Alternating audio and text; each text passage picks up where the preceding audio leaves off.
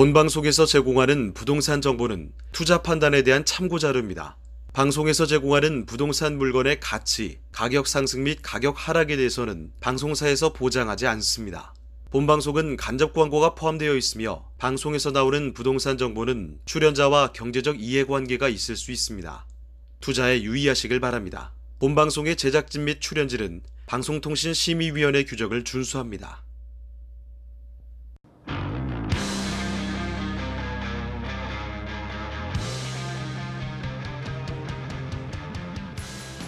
부동산의 모든 고민이 통하는 길, 부동산 시그널. 안녕하세요. 진행의 김주영입니다. 감정평가는 기존의 시가를 알기 어려운 꼬마 빌딩에 한해서 실시가 됐죠. 하지만 지난해 국세청이 시장 가격보다 현저히 낮은 가격으로 신고된 초고가 아파트 등에 해당하는 이 주거용 부동산도 감정평가 대상으로 추가하겠다고 밝혔습니다. 시행 시기는 2025년 올해부터인데요. 신고가액이 추정 시가보다 5억 원 이상 낮거나 차액 비율이 10% 이상인 경우 감정평가 기반으로 과세가 적용됩니다. 이에 따라 올해부터 증여세 부담이 더 늘어날 것이다라고 전망을 하면서 지난해 말 강남 3구를 비롯한 서울 부촌의 아파트 증여 거래가 급격하게 증가했는데요.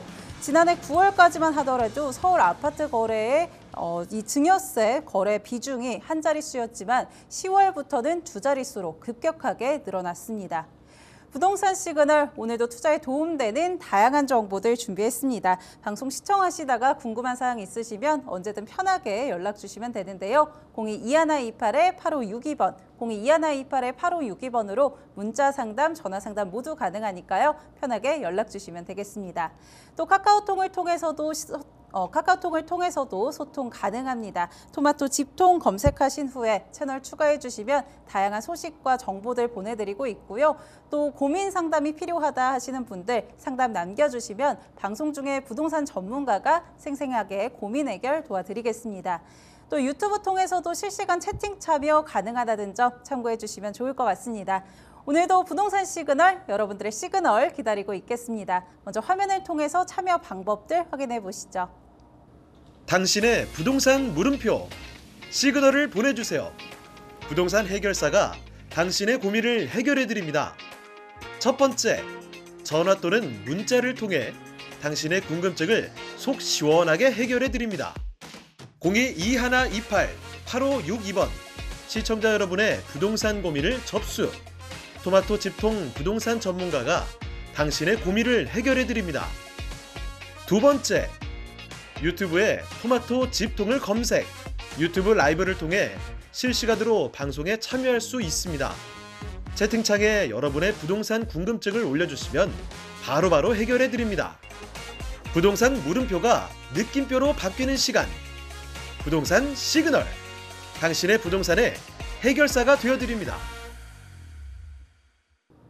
네, 부동산 시그널 본격적으로 시작해 보겠습니다. 첫 번째 시간 부동산 이슈 시그널 오늘 함께 하고요. 미라클 팩토리 전일수 대표님과 함께합니다. 대표님 안녕하세요. 네, 안녕하세요. 네, 오늘 같은 경우는 전세건에 관련해서 좀 준비를 해주셨는데 입찰해도 되는 전세건이 또 따로 있다고요. 네, 우리가 그 전세건이라고 한다면 말소 기준 권리 안에 들어가서 뭐 무조건 다 소멸이 된다라고 이제 잘못 알고 있는 경우가 많더라고요. 네. 그래서 오늘 이 영상을 준비를 했는데 이 영상 보시고 내가 입찰을 해도 될지 아니면 입찰하면 안 될지 그런 전세건이 어떤 건지에 대해서 조금 정확하게 아셔서 투자를 하시면 좋겠습니다. 네. 자, 오늘은 이제 그 전세건에 대해서 얘기를 해볼 건데 우리가 지난 영상에 이제 우리가 말소 기준 권리에 대해서 제가 그 얘기를 한 게 있습니다. 그래서 말소 기준 권리가 뭘까? 이게 궁금하신 분들은 한번 그 영상을 보시면 좋을 것 같고요. 오늘 이제 말소 기준 권리에 대해서 이제 얘기하는 게 아니라 말소 기준 권리 안에 있는 전세건. 근데 그 전세건이 그냥 입찰을 해도 된다. 이렇게 생각을 하시는 분들이 알고 계시는 분들이 많아서 그 부분을 조금 다시 짚어드리려고 이제 오늘 이 영상을 준비했습니다. 자, 우리 말소 기준 권리라는 게 뭘까요? 쉽게 얘기해서 낙찰자한테 인수가 되거나 소멸되는 것을 판단하는 기준이에요.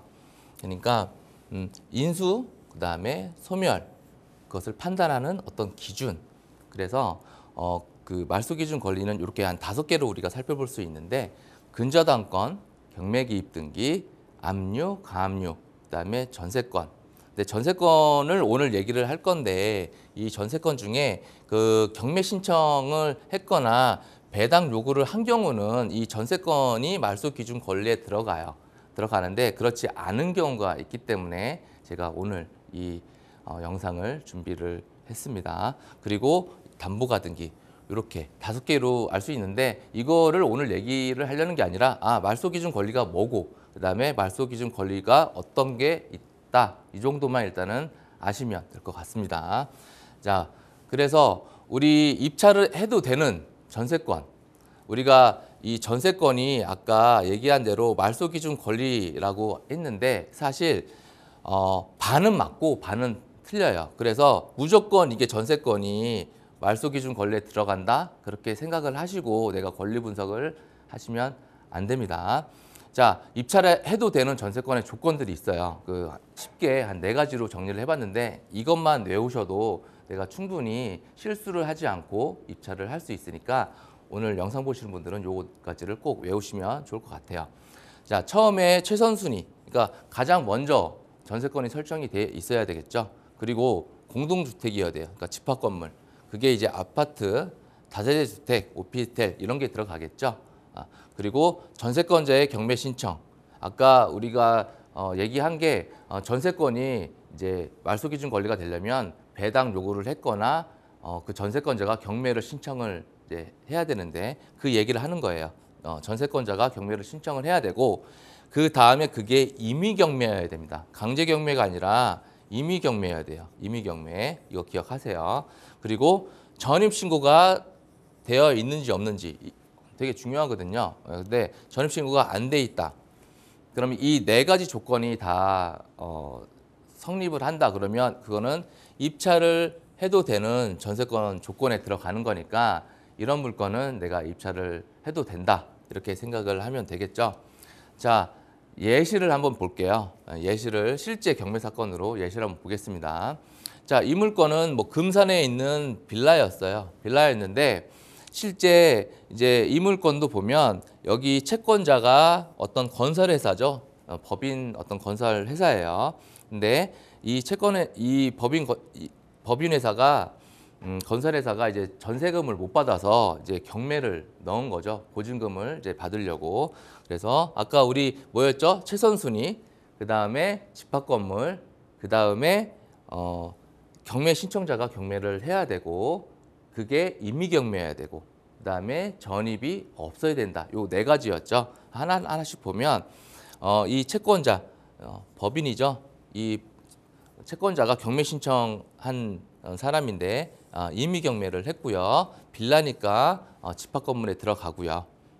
그리고 이제 밑으로 보면 요 전세권, 요게 이 건설회사죠. 1억 4천. 이 건설회사가 경매를 친 거예요. 우리 근데 임의경매해야 된다고 했죠. 전세권자가 경매를 쳐야 되고 그게 임의경매해야 된다. 그리고 우리 마지막으로 얘기할 게 뭐였죠? 아까 전입이었죠. 전입이 돼 있는지 안 돼 있는지 봐야 되는데 우리 여기 보면 전입이 안 돼 있어요. 전입이 안 돼 있으니까 이거는 입찰을 해도 되는 거죠. 우리 전세권이 말소 기준 권리에 들어가려면 그 전세권자가 경매 신청을 했거나 배당 요구를 한 경우인데 이렇게 전입이 안 돼 있다 그러면 일단은 낙찰자가 1억 4천으로 낙찰을 안 받고 1억의 낙찰을 받아도 추가적으로 4천만 원을 낙찰자가 인수를 하지 않아요.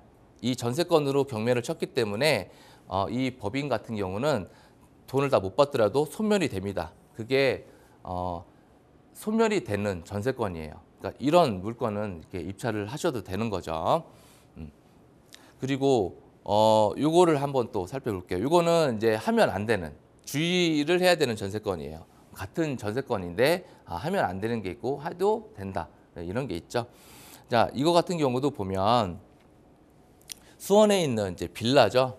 빌라고 이거는 한번 23년도 8월 달에 이제 어떤 분이 낙찰을 받았는데 미납을 했어요. 그러니까 이 두 분은 사실 이 전세권이 소멸된 걸로 생각을 하고 입찰을 하셨던 것 같아요. 근데 사실 이제 요 내용을 이제 보면 입찰을 하면 안 되는 물건이었구나 아실 수 있을 거예요. 그렇게 해서 계속 유찰이 됩니다. 그래서 2,739만 5천 원까지 유찰이 돼서 그때 이제 24년도 2월 달에 작년 2월 달에 어떤 분이 이제 2,700만 원 정도의 이제 낙찰을 받아가요. 그러니까 같은 전세권인데 왜 이게 다를까? 이제 그거를 살펴봐야 되겠죠. 그거를 이제 살펴보면 자, 이 전세권자 이 땡땡 씨가 전세권자 겸 신청자예요. 그러니까 우리 그 전세권자가 경매 신청을 했거나 배당 요구를 이렇게 했으면 소멸되는 거 아니야? 이렇게 아까 말씀을 드렸으니까 생각할 수도 있잖아요. 그래서 이제 이 분은 이렇게 전세권자가 경매 신청을 했는데 1억 7,500만 원을 보증금을 받아야 되는 거예요. 그래서 전세권으로 해서 어떤 분이 아까 2,700 정도 낙찰을 받았다. 그러면 2,700으로 이제 받아가고 나머지 예를 들어서 1억 5천 되는 거를 이제 낙찰자가 인수를 이제 해야 되는 거잖아요. 근데 이분은 아까 처음에 우리가 봤던 전세권하고 틀린 게 뭐냐면 전입을 했어요. 전입을. 그러니까 아까 처음에 봤던 물건은 어떤 건설 법인 회사가 전입을 안 했죠. 그러니까 전세권이라는 어떤 그 권리만 쓰고 이제 더 이상 이제 쓸 게 없으니까 이제 소멸이 되는 건데 이거 같은 경우는 내가 전세권으로 경매를 쳤는데 전세권을 권리 한번 썼으니까 전세권은 없어져요. 근데 전입을 했어. 그러면 임차권이 남습니다. 임차권. 그러니까 대항력이 있어서 전입을 이제 해놓은 상태니까 임차권이 있어서 이 임차권은 없어지지가 않죠. 이 임차권이 살아있기 때문에 나머지 못 받는 돈을 이 임차권을 이용을 해서 내가 더 받을 수 있는 거죠. 그래서 이런 거를 조심을 해야 되는 거예요. 그러니까 전세권자가 경매 신청했으니까 또 배당 요구도 했으니까 그냥 소멸이 되겠네. 그렇게 해서 입찰하셨던 아까 그런 두 분이 나중에 이제 낙찰 받고 나서 이거 내가 추가로 인수를 해야 되는구나. 소멸이 되는 게 아니구나라는 걸 알고 미납을 하신 거죠. 자, 여기에 보면 여기 전입이 돼 있잖아요. 이 땡땡 씨가 경매 신청자, 전세권자인데 요 분이 이렇게 전입을 했어요. 아까 우리 처음에 봤던 물건은 전입이 안 돼 있었는데 그래서 이렇게 임차권이 남아 있기 때문에 전세권을 만약에 내가 써서 경매를 치더라도 그럼 전세권은 내가 쳤으니까 없어지더라도 이 임차권이 남아서 나머지 금액을 못 받는 금액을 내가 줘야 된다. 이렇게 생각을 하시면 됩니다. 자, 그러니까 낙찰자한테 인수되거나 소멸되는 것을 판단하는 기준이 우리가 이제 말소기준 권리라고 했는데 이것만 딱 알아놓으시면 될 것 같아요. 자, 처음에 최선순위여야 되고 그 다음에 그게 집합건물, 공동주택이어야 돼요. 상가 이런 거 아닙니다. 아파트, 다세대 주택, 오피스텔 그리고 전세권자가 경매 신청을 해야 돼요. 그게 강제경매가 아니라 임의경매여야 되고 이 전입신고가 굉장히 중요하죠. 전입신고가 안 돼 있으면 임차권 소멸, 전입신고가 없으면 입찰을 해도 돼요. 왜냐하면 전세권자가 경매 신청했으니까 이 전세권은 내가 한번 썼으니까 이제 없어지는 거고 그 무기를 한번 썼잖아요. 그러니까 없어지는 거고 그렇기 때문에 전입신고가 안 돼 있으면 입찰을 하셔도 되는 거예요. 내가 추가적으로 더 인수를 할 게 없어요. 보증금이 2억인데 내가 1억에 낙찰 받아도 추가적으로 그 1억에 대해서 인수할 게 없습니다. 다만 이렇게 전입이 돼 있으면 임차권이 소멸이 안 돼요. 임차권이 남아 있는 거예요. 그러면 내가 전세권이라는 무기를 하나 써서 전세권은 없어지지만 전세권은 소멸이 되지만 이 임차권이 남아 있기 때문에 이 임차권으로 해서 내가 보증금 2억을 받아야 되는 전세권자가 내가 1억을 낙찰 받아서 전입이 없으면 내가 추가로 1억을 안 줘도 되지만 임차권이 있으면 내가 1억에 낙찰 받는다. 그러면 내가 또 추가로 1억을 줘야 되는 이런 상황이 오는 거죠. 그래서 내가 전세권이 있는 물건이다. 근데 그 전세권자가 경매를 쳤다. 그러면 우리 요거 기억을 하시고 최선순위냐 공동주택이냐 그다음에 전세권자가 경매를 신청했냐 그게 임의경매냐 중요해요. 그리고 전입신고가 되어 있으면 내가 임차권이 소멸이 안 되므로 주의를 해야 되고 전입이 안 돼 있으면 입찰을 해도 된다. 이렇게 정리를 하면 되겠죠. 그래서 보통 법인이 전세권 설정을 해서 경매 신청을 한 물건들은 거의 대부분 문제가 없다라고 이제 얘기를 하는 게 법인 같은 경우는 기숙사로 쓰기 위해서 이제 전세 계약을 하잖아요. 근데 거기에 전입을 보통 안 합니다. 왜냐하면 거기 직원들이 거기 퇴사를 하면 바로 또 딴 데로 가야 되기 때문에 전입을 빼겠죠. 그래서 그 법인 같은 경우는 전세 계약을 할 때 전세권 설정을 꼭 하는 이유지만 전입을 거의 대부분 안 하니까 우리가 이제 법인이 전세권 설정이 되어 있고 그 법인이 경매 신청을 했으면 크게 문제는 없을 거다. 이렇게 생각을 하시면 됩니다. 그러니까 여러분들도 이 전세권이 말소기준 권리에 들어간다라고 책이나 이런 걸 보고 그냥 단순하게 전세권 설정되어 있는 사람이 경매를 쳤으니까 이거는 나중에 문제 없겠지, 권리상 문제 없겠지, 소멸이 되겠지 이렇게 생각하지 마시고 이 부분을 한번 기억하셨다가 그런 물건이 나오면 한 번 더 꼼꼼하게 보시고 그다음에 입찰하기 전에 전문가하고 상담을 통하신 다음에 이렇게 미납을 해서 보증금이 몰수되는 그런 경험을 하지 않으셨으면 좋겠습니다. 네, 전세권 중에서도 입찰해도 되는 전세권이 따로 있죠. 오늘 부동산 이슈 시그널에서는 이 부분에 대해서 짚어주셨고요. 전세권 주의해야 되는 사항들 잘 확인하고 투자하시기 바랍니다. 다만 전문가의 도움이 조금 더 필요하다 하시는 분은요. 지금 보이시는 번호 02-2128-8562번으로 언제든지 연락 주시면 될 것 같고요. 부동산 전문가가 친절하게 도와드리겠습니다. 저희 부동산 이슈 시그널 여기서 마무리를 해보겠고요. 이어지는 시간은 부동산 투자 시그널입니다. 오늘은 경기도 고양시 일산서구 대화동에 위치한 아파트 경매 물건으로 준비해 주셨는데요. 바로 한번 살펴보겠습니다. 네, 요즘에가 아니죠. 이제 최근에 작년 12월 28일 날 GTX가 A가 이제 개통이 됐어요. 타보셨어요? GTX A 저도 타봤습니다. 굉장히 빠르더라고요. 그렇죠. 네. 네. 이제 뉴스 기사들을 이제 보니까 이렇게 교통의 혁명이라고 할 정도로 네. 저도 이제 타보니까 너무너무 좋더라고요. 그래서 이제 요 GTX A의 수혜를 받을 수 있는 우리 일산에 있는 경매 물건을 한번 가져와 봤는데 파주나 일산 이쪽에 이제 그 물건들을 이제 많은 분들이 좀 더 관심 있게 보실 것 같아요. 그래서 이런 교통 그다음에 어떤 신축 아파트들 네. 이런 것들을 이제 보시면 좋을 것 같은데 경매 물건 중에 이제 그런 게 나와서 제가 한번 준비를 해봤습니다. 자, 경기도 고양시 하면 우리가 보통 배드타운이라고 하죠. 사실 판교 같은 경우는 이제 일자리가 굉장히 많기 때문에 항상 일산과 비교를 하지만 일산 같은 경우는 이제 일자리 수요가 이제 그런 것들이 좀 부족해서 아무래도 교통도 그렇고 그 전에는 많이 이제 그런 평가를 못 받았지만 이제 GTX A도 이제 개통을 했고 이제 일산 테크노밸리도 내년 상반기에 단계별로 이제 분양을 한다고 하니까 조금 더 일자리나 이런 것들이 좋아지겠죠. 그러면 일산도 이제 점점 미래는 더 좋아질 거로 생각을 합니다. 자, 오늘 이제 얘기할 물건 일산 서구 대화동에 있는 아파트인데 자, 이 물건을 보면 19층 물건입니다. 19층 물건. 사건 번호는 여기 보시면 돼요. 2022-66414. 그래서 2월 18일 날 이제 입찰을 해요. 의정부지법 고양지원에서. 그러니까 이 물건을 오늘 보시고 관심 있다 그러면 2월 18일 날 의정부 법원 고양지원 가셔서 입찰을 하시면 되겠죠. 그때까지 준비를 하셔야 돼요. 자, 이 물건, 이 아파트는 이제 19층에 있는 19층 물건이니까 층수도 굉장히 좋죠. 그리고 이제 32평형 아파트예요. 32평형 아파트고 사실 이게 15억에 감정이 잡혔었어요. 24년도 11월 달에. 그때 이제 한 번도 이제 입찰자가 없어서 12월 달에 한 번 유찰이 되고 그다음에 올해 2월 달에 다시 한 번 또 진행이 되는 겁니다. 그러니까 총 2번이 지금 유찰이 된 거예요. 그러니까 15억에서 7억 3천대까지 떨어진 거죠. 거의 반값으로 떨어진 거예요.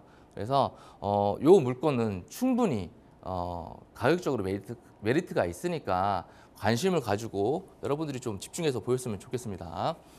자, 일산 서구, 특히 이제 서구 같은 경우는 이제 수요, 이제 요즘에 이제 공급하고 이런 것들이 어떻게 되는지 이제 살펴보면 일산 서구도 사실 공급이 없어요. 공급이 없는데 일산 같은 경우는 사실 파주하고 같이 연계를 돼서 파주 뭐 김포 그다음에 뭐 인천 등 이런 데다가고 이제 수요를 주고받기 때문에 딱 일산 서구만 이제 공급 뭐 수량만 볼 게 아니라 뭐 파주나 김포나 뭐 인천 이쪽도 같이 좀 보시는 게 좋겠죠. 어쨌든 일산 서구에는 이렇게 19년도 이후에 아예 공급이 거의 없다라고 보시면 되겠죠. 그러니까 새 아파트가 진짜 보기 힘든 거죠. 근데 오늘 얘기한 물건은 새 아파트니까요. 자, 지역별 이제 수요를 보면 24년도 때 요 400세대 이게 다예요. 그리고 25년도 올해 26년도, 27년도, 28년도에는 이제 거의 이제 없다라고 보시면 됩니다. 자, 이 일산 서구 면적별 이제도 보면 24년도 때 그러니까 작년에 3, 40평대가 가장 많았어요. 그러니까 대형 평수는 아예 없고 보통 20에서 한 40평대, 20, 30평대가 주를 이뤘다. 이렇게 보시면 되겠습니다. 자, 일산 서구 이제 동별로 어떤 그 시세가 어떻게 움직이는지를 보면 주엽동이 지금 매매나 전세가 가장 좋고요. 분위기가 일산동도 괜찮아요. 덕이동도 괜찮고 그렇기 때문에 이제 동별로 조금씩 그 어떤 분위기나 뭐 매매나 전세 어떤 흐름이 다르기 때문에 여러분들도 이제 이런 걸로 해서 지금 일산 서구 어떤 동이 조금 흐름이 좋구나 판단을 해볼 수 있겠죠. 자, 이 아파트 이제 단지 정보를 보죠. 1100세대예요. 대단지죠. 1100세대고 2019년식이에요. 이제 5년, 6년 정도 된 아파트죠. 그러니까 일산에서 이 정도 연식된 아파트를 찾기가 쉽지가 않아요. 그리고 이렇게 대단지. 그래서 이게 크게 좀 메리트가 있는 거죠. 이게 주상복합이다 보니까 용적률이 굉장히 높아요. 높으니까 이제 그 부분은 이제 알고 계셔야 되겠죠. 자, 이 아파트를 계속 살펴보면 이 35평 B타입이에요. 그러니까 35평이 A타입이 있고 B타입이 있는데 B타입입니다. 그러니까 구조가 이렇게 생겼어요. 약간 좀 특이하죠, 구조가. 그러니까 내가 이거를 만약에 조사를 한다 그러면 이 B타입으로 어떤 선호도나 가격 이런 것들을 좀 체크를 해보셔야 되겠죠. 같은 35평이라고 경매물건은 B타입인데 A타입을 조사하면 이제 그 부분에 대해서 이제 오류가 생길 수 있으니까 B타입으로 조사를 하셔야 된다. 이렇게 말씀을 드릴게요. 자, 등기부 현황을 보죠. 근저당. 근저당이 말소 기준 걸리고 이 근저당 21년도 5월 14일 이 근저당보다 먼저 전입한 어떤 사람이 없으면 어떤 권리가 없으면 이 근저당 포함해서 다 소멸이 됩니다. 자, 그러면 매각 물건 명세서 한번 볼게요. 매각 물건 명세서에 보면 2021년 5월 14일 여기 근저당이 이제 말소 기준 권리죠. 그런데 조사된 임차 내역이 없다. 이 얘기는 뭐죠? 소유자가 살고 있는 거예요. 그러면 이거는 권리상 깨끗한 거니까 아무 문제 없으니까 시세 조사만 잘 하셔서 입찰을 하시면 되겠죠. 그리고 소유자는 나중에 명도를 하시면 되겠고요. 자, 이 단지 사진을 봐도 이제 그 되게 신축 느낌이 나죠. 되게 대단지고 약간 주상복합이라 이게 49층까지 있으니까 뷰도 고층은 굉장히 좋을 거예요. 이 안에 주상복합이라 이런 그 상권들, 이런 시설들이 다 돼 있고 여기 보면 이렇게 조형물도 되게 신경을 많이 쓴 것 같아요. 그래서 이제 지하 주차장도 이렇게 되게 깔끔하게 되어 있습니다. 그러니까 살기는 너무너무 좋을 것 같아요. 자, 이 아파트 현재 실거래 사항들을 보면 24년도에도 꾸준하게 매매가 됐었는데 최근에 이제 44층이 11억 4,500 이렇게 거래가 됐어요. 그러니까 이게 감정이 15억까지 이제 잡힌 이유가 한참 이제 정고점이 갈 때는 그 정도 가격까지 갔다가 지금은 좀 계속 좀 떨어진 것 같아요. 떨어지고 다시 이제 회복을 하는 중이라 지금 같은 경우는 보통 한 10억 뭐 중후반에서 한 11억 뭐 중후반 이렇게 매매 거래가 되고 있는 것 같습니다.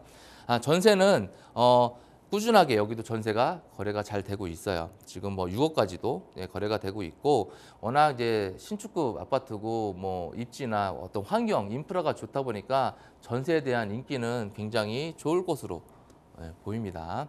자, 이 매물 지금 호가들은 어떻게 나와 있는지 이제 보면 한 10억 3천, 5층이 제일 저렴하게 나와 있는 걸로 알 수 있고 보통 이제 12억까지도 나와 있네요. 11억 5천, 중층 같은 경우는 이제 그렇게도 나와 있습니다. 근데 이제 뒤에 가면 15억까지도 있습니다. 15억 호가니까. 예, 이게 뭐 거래가 될지 안 될지는 사실 이제 그 다음 문제고 일단은 호가. 이 집주인들은 나는 이 정도 가격으로 내놓는다는 의미니까 지금 33층이 제일 비싼 게 15억까지 나와 있어요. 지금 최저가가 7억 5천이죠. 7억 5천인데 지금 어쨌든 감정이 15억이고 지금 호가도 뭐 제일 비싼 게 15억까지도 나와 있으니까요. 보통 근데 11억 중반에서 12억 초반, 뭐 13억 이렇게까지는 이제 매물들이 조금 많이 나와 있으니까 그 정도 선에서 한번 살펴보시는 게 좋을 것 같습니다.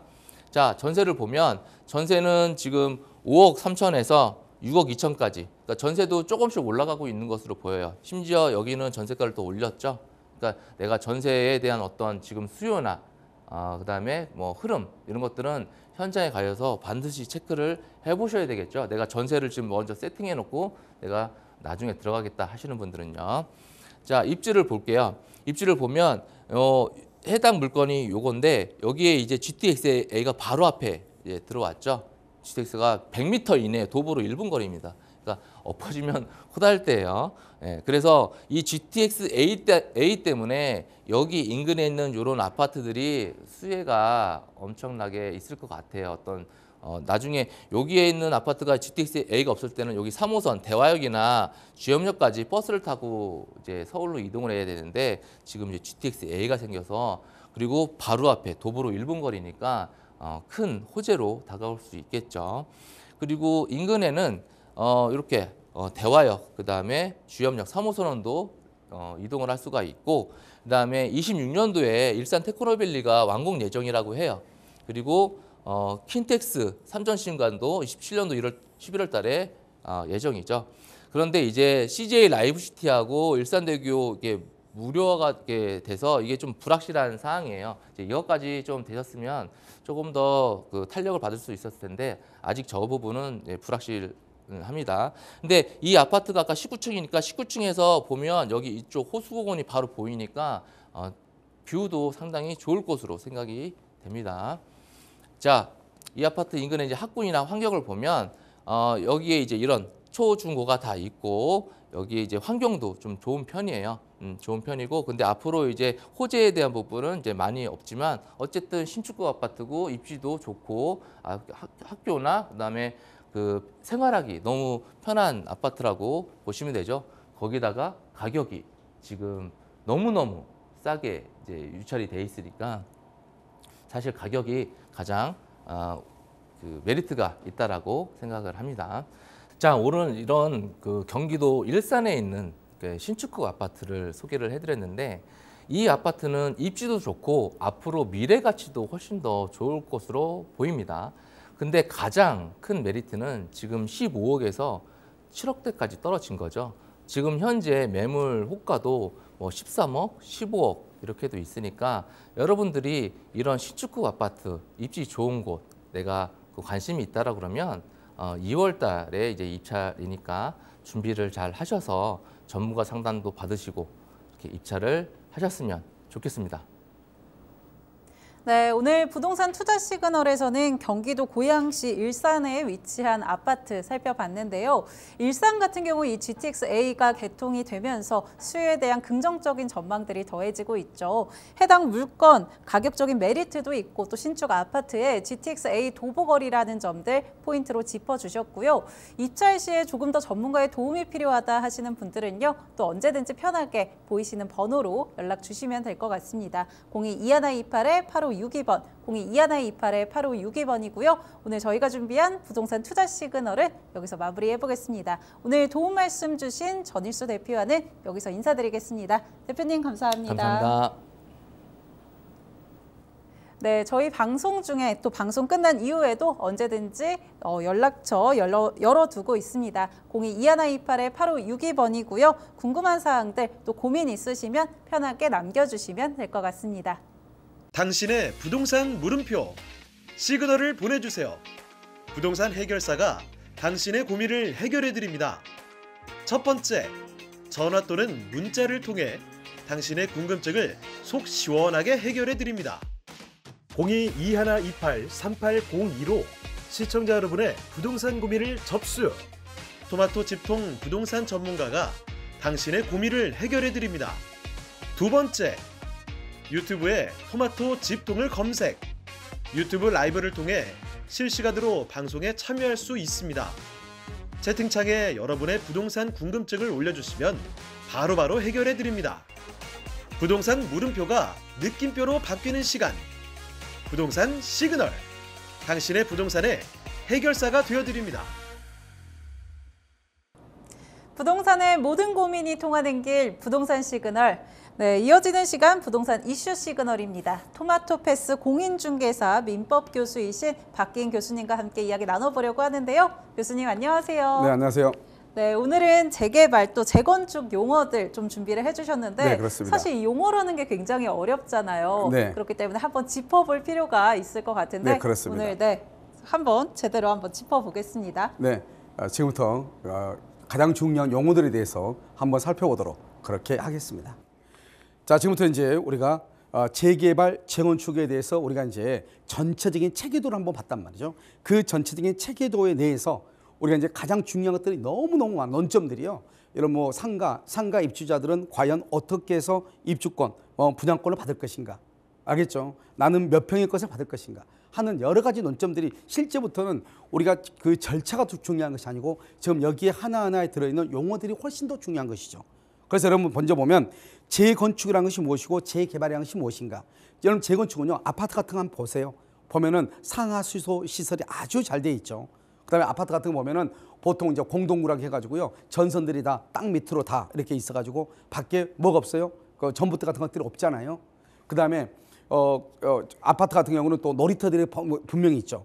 이런 기반 시설들이 완전히 갖춰져 있단 말이죠. 단지 건물이 노후화가 된 것이죠.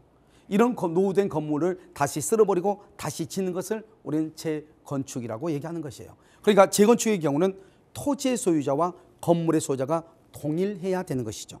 알겠죠? 그런데요, 재개발은 뭐냐면 그런 것들이 아주 열악하죠. 여러분들이요, 만약에 어느 동네를 갔는데요, 보통 이제 이렇게 빌라 단지란 말이죠. 이런 데 있는데 건물들이 보통 예를 들어서 30년 이상이 된 건물들 들어가 보면은 어때요? 약간의 하수구 냄새 같은 것이 이렇게 딱 올라오죠. 그런 것들이 뭐냐면 하수 시설이 잘 안 돼 있다 이 말이죠. 그다음에 물을 딱 틀었는데 어때요? 녹물이 나온 경우 있죠. 처음에는요, 상수도 시설이 안 돼 있다 이 말이죠. 그런데 그런 데 가보면 놀이터가 있어요, 없어요? 없죠. 그다음에요, 골목마다 뭐가 많아요? 전봇대들이 정말 너무너무 어지럽게 전봇대들이 많이 있잖아요. 이런 것들이 바로 뭐냐면 기반 시설이 열악하다고 얘기하는 것이에요. 그러니까 이런 시설이 열악한 데를 뭐를 한다? 그것을 하는 것을 재개발이라고 얘기하는 것이에요. 재건축의 경우는 자기 건물을 쓸어버리고 그 토지 위에 자기가 건물을 짓는 거잖아요. 그러니까 이것은 사익적인 경향이 강한 것이고요. 그다음에 재개발이라고 하는 것은 기반 시설이 열악한데요. 이런 기반 시설이 열악한 것을 어때요? 다 갈아엎겠다는 거잖아요. 그래서 공익적 목적이 강한 것이에요. 이것이 이제 재개발과 재건축인데요. 우리가 이제 재개발과 재건축을 쭉 보면은 뭐가 있냐면 정비 기반 시설이 재개발은 열악하단 말이죠. 알겠죠? 안전진단은 지금 올해 6월까지 2025년 6월 말까지는 안전진단, 재건축할 때 안전진단 하지만 그 이후부터는 패스트트랙이라고 들어봤죠? 이러면요, 의원들이 뭐 패스트트랙 통과, 재건축 이런 말 했죠? 그것은 안전진단을 하지 않겠다는 거거든요. 알겠죠? 그렇기 때문에 큰 의미는 지금은 이제 없어지는데 가장 큰 차이가 뭐냐면 재개발과 재건축의 큰 차이는 첫 번째, 재개발의 경우는 토지만 가지고 있어도 입주권을 줘요.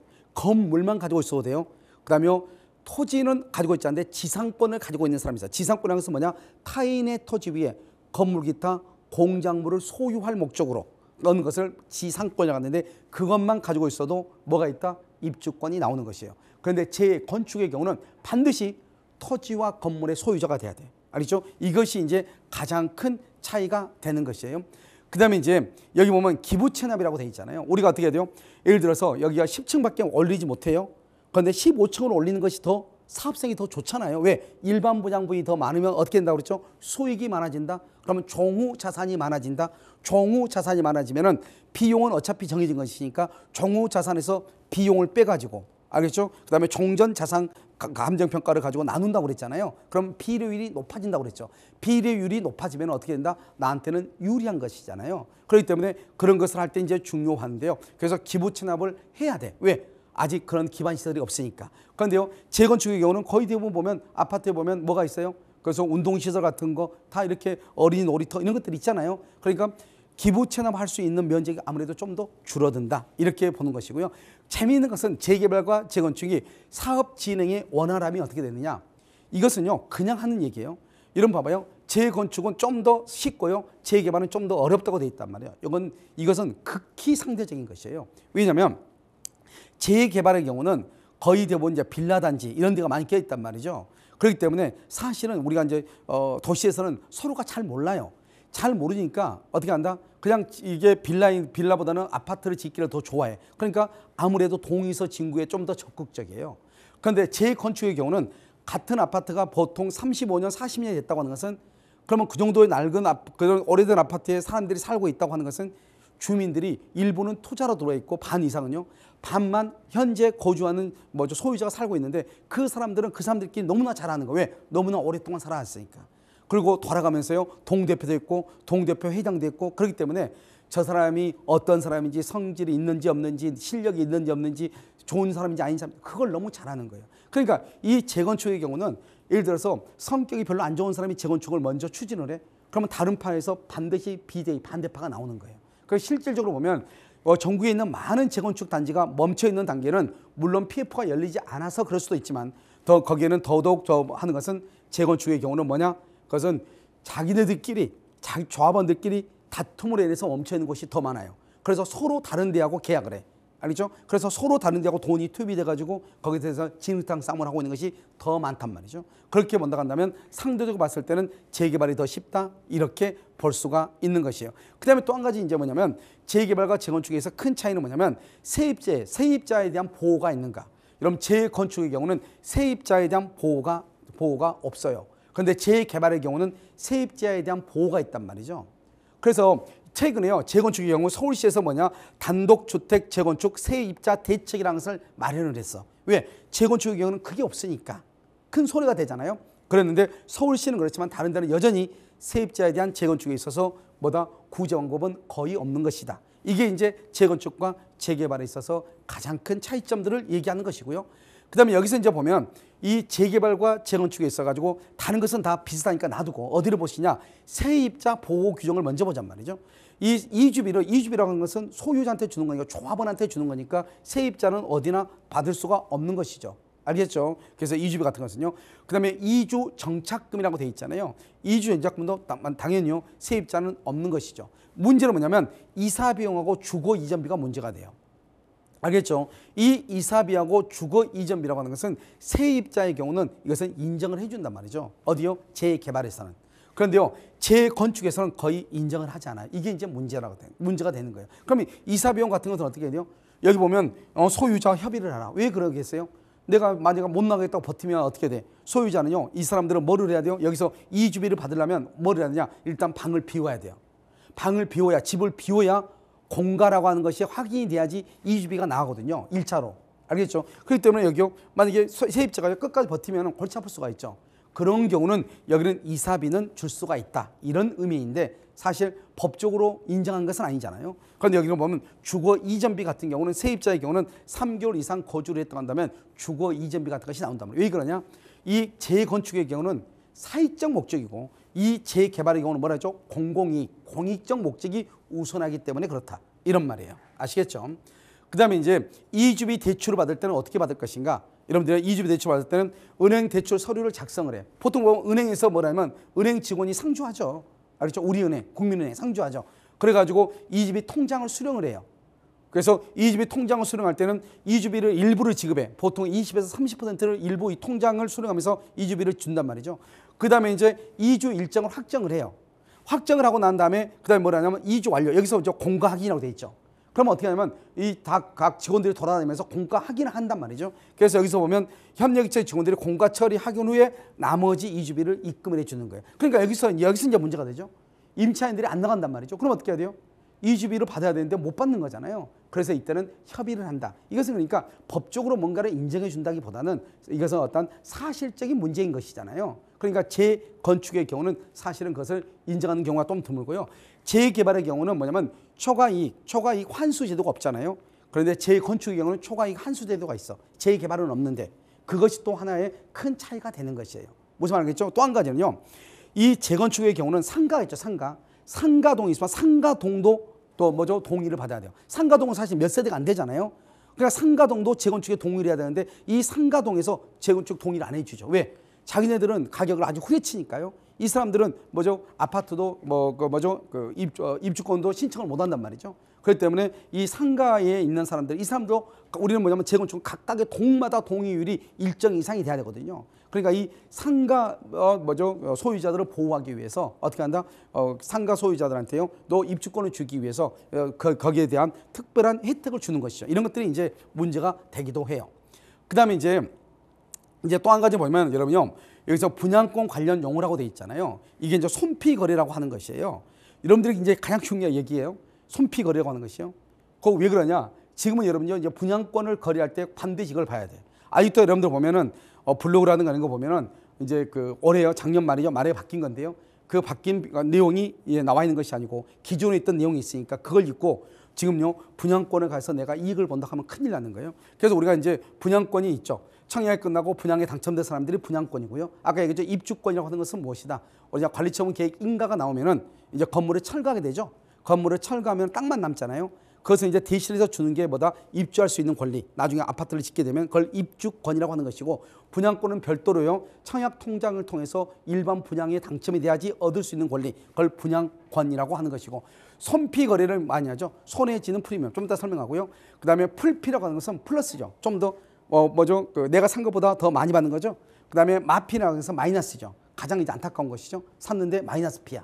좀 손해를 본다 이 말이죠. 무피라고 하는 것은 시세로 그냥 나 돈 없어, 그냥 산 거, 그냥 5억에 분양받아 5억에 분양권을 샀어, 그냥 5억에 가져가. 그걸 무피라고 하죠. 초피라고 하면은요, 우리가 이제 분양권에 이제 당첨이 되죠. 그럼 이제 분양 계약서를 쓸 거 아니에요. 그 사이에 파는 거, 그것을 이제 초피다 이렇게 얘기하고요. 손피 계산법이라고 해서 아주 중요한 것을 나왔죠. 이 손피 계산법이라고 하는 것이 옛날에는 1차 양도세하고 2차 양도세만 분양권 양수인이 책임을 졌단 말이죠. 근데 지금은 그렇지 않아요. 지금은 전부 다 책임을 지는 거예요. 언제까지? 제로가 될 때까지. 이게 여러분요, 큰 문제니까 여러분 이것은 예전에 손피 계산법이 이렇다 이 말이에요. 이걸 알고 지금부터 이제 설명을 해야 되기 때문에요. 자요, 분양권 세율이죠. 분양권의 그 세금을 낼 때 얼마만큼의 그 세금을 내는가 이 말이잖아요.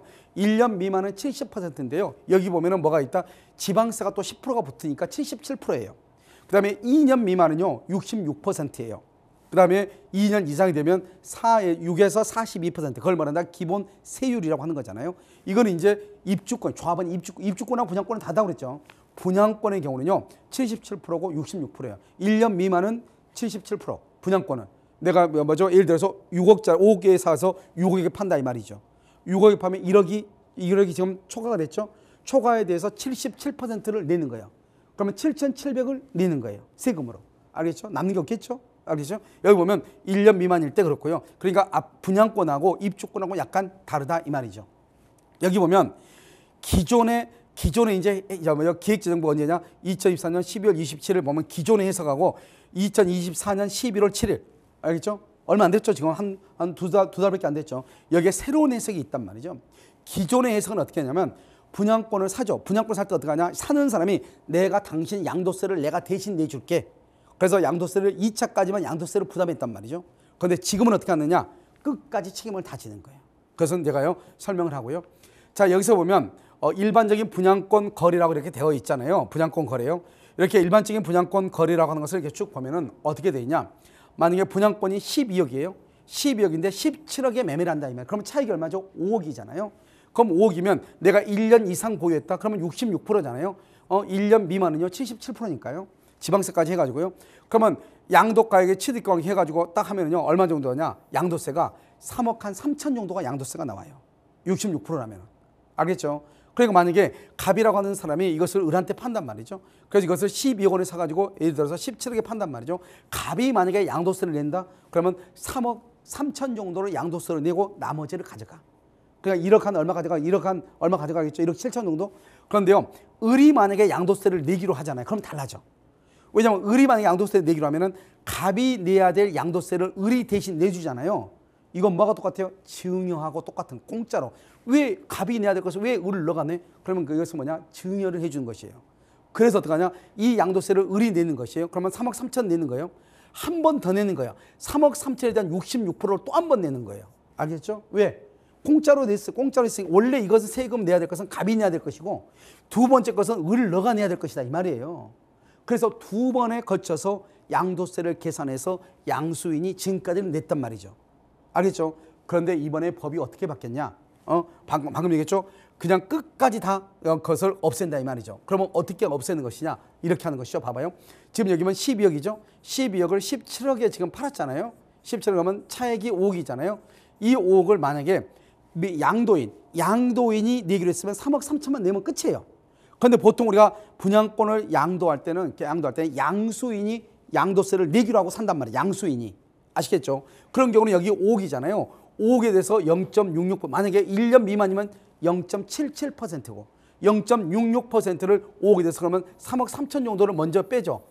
그 다음에 이것은 원래 갑이 내야 될 것을 을이 대신 내줬다고 했잖아요. 그러면 을을 자기도 세금을 내야 되겠죠. 여기다 다시 또 곱하기 0.66을 또 한단 말이죠.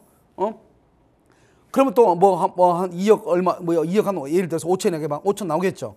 예전에는 이것만 냈단 말이죠. 그런데 지금은 그렇잖아요. 여기다 다시 0.66. 그럼 또 나오겠죠. 거기다 다시 또 곱하기 0.66. 또 나오겠죠. 또 곱하기 0.66. 이렇게 하는 거예요. 그러니까 결국요. 차액 5억에 대해서 계속해서 0.66을 곱하다 보면은요. 결국은 9억 한 8천 정도? 이 정도의 세금이 붙게 되는 거예요. 그러니까 지금은 양도세, 분양권을 양수하는 시대는 양수해가지고 양수를 해가지고 아무리 거기가 좋은 시장이라 할지라도 이익을 보는 경우는 뭐 서울에요. 한두 군데 특별한 단지병원은 이제는 지방이나 다른 권에서는 이제는 없다. 이렇게 보시면 돼요. 그러니까 여러분들이요. 이제 이 초피 거래로 해서 우리가 손피 거래로 해서 돈을 버는 시대, 그런 시대는 지났다. 이렇게 보시란 말이죠. 무슨 말인지 아시겠죠? 그래서 여러분요. 우리가 이제 여기서 이제 보시면 어떻게 보냐면 기존에 이제 국세청의 기존에서 방금 내가 얘기했던 것이고 이것은 이제 글로 이제 책으로 쓰다 보니까요. 글로 이렇게 됐고요. 2024년 11월 25일 날 새로운 제도가 나왔다 이런 말이에요. 그 새로운 제도가 뭐냐? N차를 징수하겠다. N차. 여러분 N차 징수가 뭐예요? 끝까지 가겠다. 0이 될 때까지 하겠다 이 말이죠. 그럼 여기 보면 만약에 예를 들어서요. 1차 분이 3억 2천인데요. 여기에 다시 우리가 아까 5억 있죠? 5억에 대해서 0.66을 하면은 3억 2,800, 3억 3천 정도 된다고 그랬죠? 여기에다가 다시 0.66을 또 곱해. 그러면 2억 700만이 나와. 1,700. 여기에다가 또 0.66을 곱해. 그러면 또 1억 4천이 나와. 여기에다 다시 또 0.66을 곱해. 그럼 8,800이 나와. 여기에 또 0.6을 또 곱해.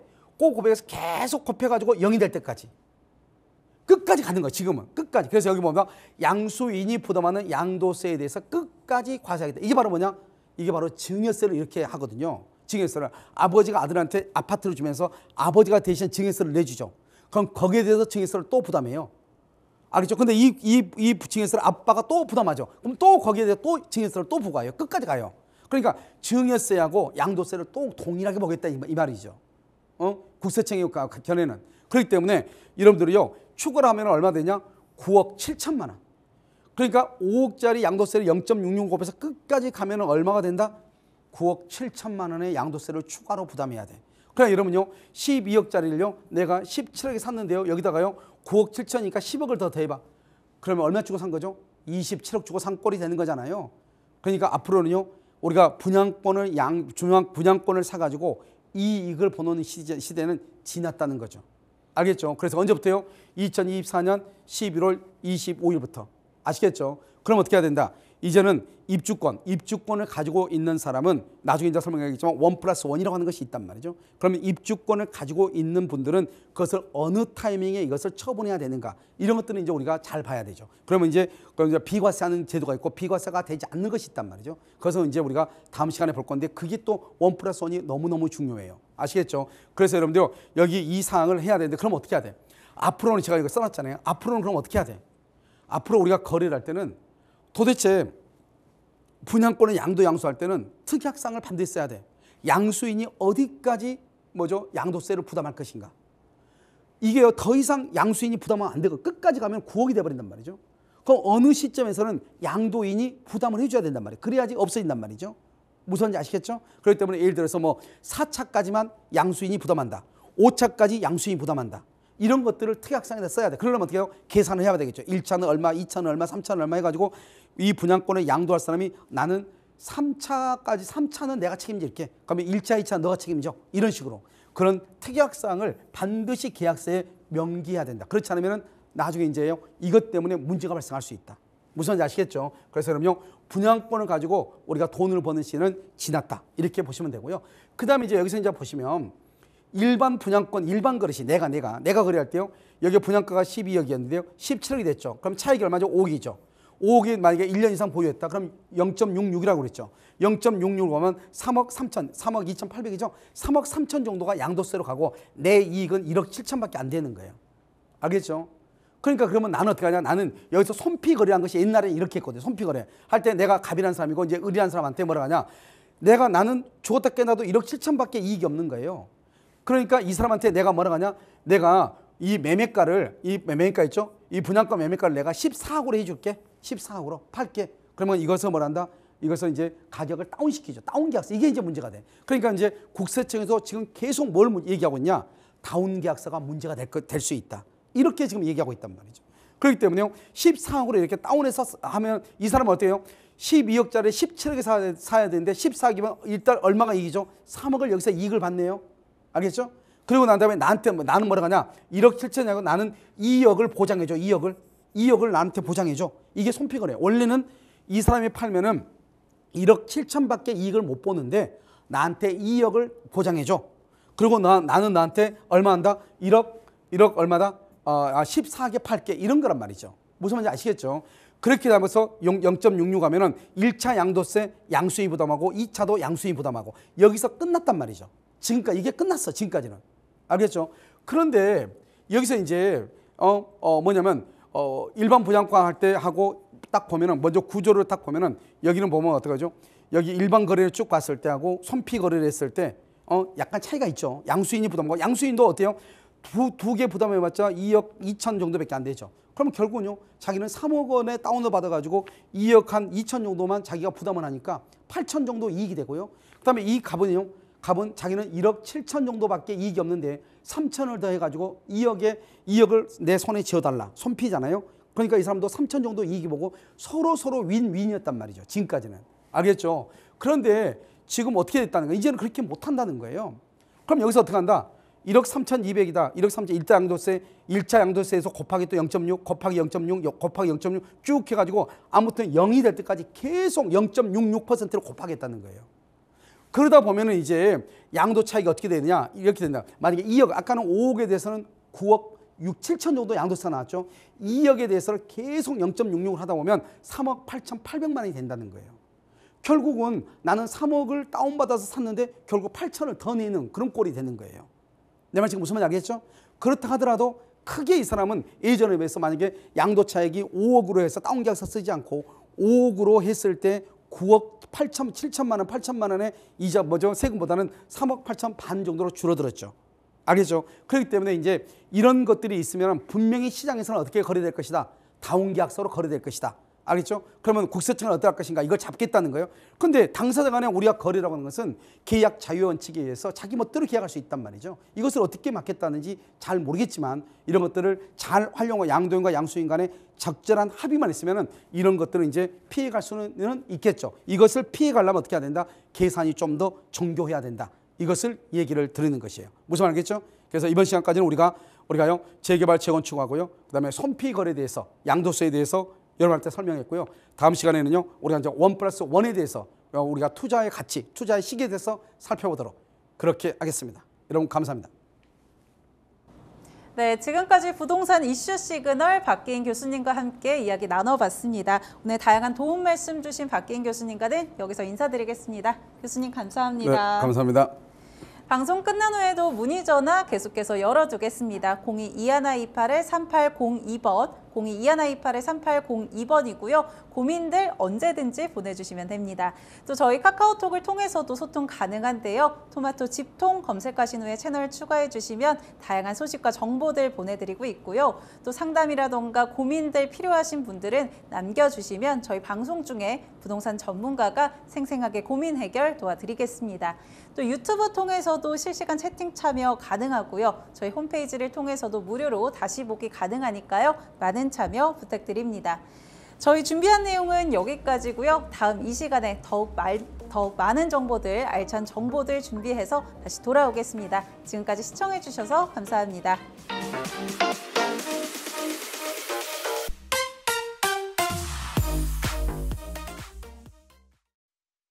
본방송에서 제공하는 부동산 정보는 투자 판단에 대한 참고 자료입니다. 방송에서 제공하는 부동산 물건의 가치, 가격 상승 및 가격 하락에 대해서는 방송사에서 보장하지 않습니다. 본방송은 간접 광고가 포함되어 있으며 방송에서 나오는 부동산 정보는 출연자와 경제적 이해관계가 있을 수 있습니다. 투자에 유의하시길 바랍니다. 본방송의 제작진 및 출연진은 방송통신심의위원회 규정을 준수합니다.